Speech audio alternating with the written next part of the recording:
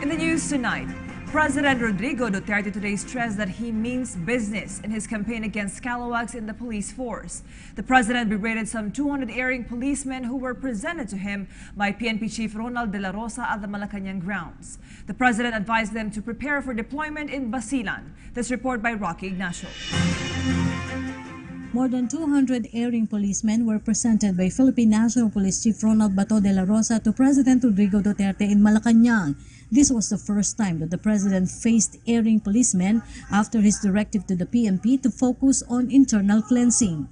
Kayong pinadala dito, di Bato? Ha? Seryoso kayo dyan. Alam mo,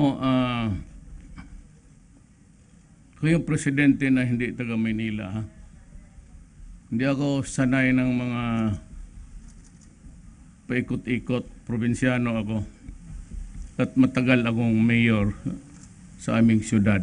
The president warned them to reform or face the full force of the law. He said there will be no retraining, instead be ready to be deployed in Mindanao.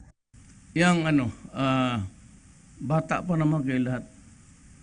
Kailangan ko ng pulis sa South. Kulang ang pulis sa Basilan kasi maya't maya pinagpaputok-putok yung mga istasyon doon, ubos. Kayo lahat ngayon nandito, kasali kayo sa task force sa South. Padala ko kayo sa Basilan. Tumira kayo doon ng mga 2 taon. Kung lumusot kayo buhay, balik kayo dito. Kung doon kayo mamatay, sabihin ko sa pulis, wag na magasto na para dalhin pa kayo dito, doon na kayo ilibing. Wala naman kayong mga... Doon niyo ipakita yung kalokohan ninyo. Hindi ako mag-retraining. Anong retraining ko sa inyo?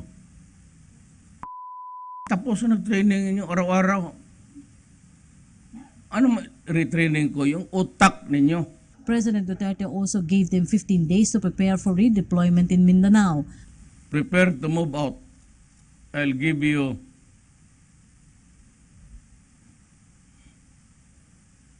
2 weeks from now. 15 days. Ano na kayo?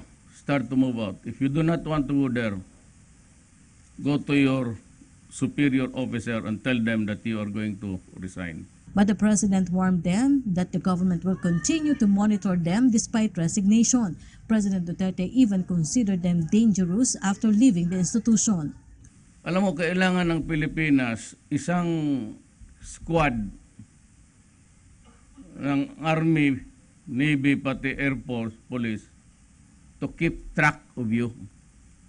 Kasi karamihan ng mga police, yung na-dismiss, yon ang mga sindikato kasi may alam kayo. Kayo ang pinakadelikadong kriminal pag naalis sa pulis. Alam ninyong pasikot-sikot eh. Alam ninyo kung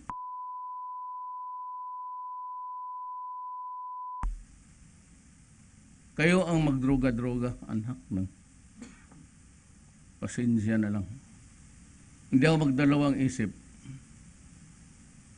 Kayo ang extrajudicial killing talaga. Totoo yan. Pag naalis kayo, if you opt to retire, then behave. Maghanap kayo ng hanap buhay ninyo na malinis. At kayong mga pulis na dati mga sindikato, wag na wag kayong pumasok. Because I will create a battalion para lang to keep track of your movements. Because it has been the sad experience of this country that the most vicious criminals are karamihan ex-police or sometimes ex-military man. The president was dismayed that in spite of his effort to double their salary, some of them opted to do illegal things to have more money. Alam ko na ang sahod ninyo maliit.